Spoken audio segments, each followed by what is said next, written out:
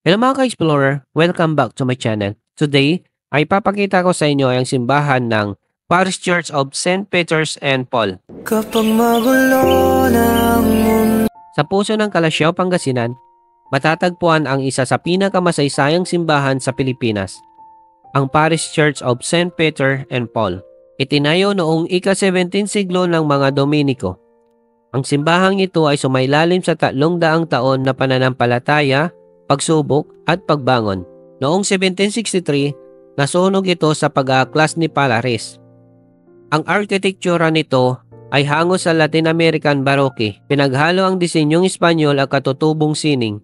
Makikita sa mga latrelyo, sa malalaking pader at sa mga kahanga-hangang 5 palapag na kampanaryo na parang pagoda ang yaman ng kasaysayan nito.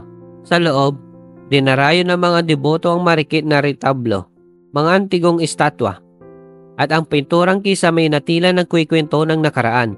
May maliit ding museo, ang Museo Calasiao, kung saan makikita ang mga larawan at alaala ng mga simbahan.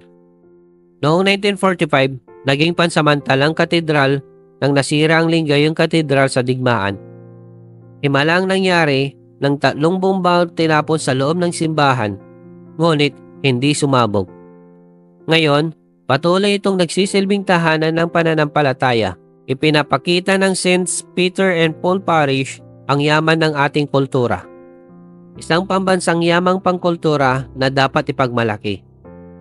Sa bawat tugtog ng kampana ito, sa bawat dasal ng mga deboto, ang simbahang ito ay patuloy nang nagpapaalaala. Ang ating kasaysayan ay buhay at ang ating pananampalataya ay walang hanggan.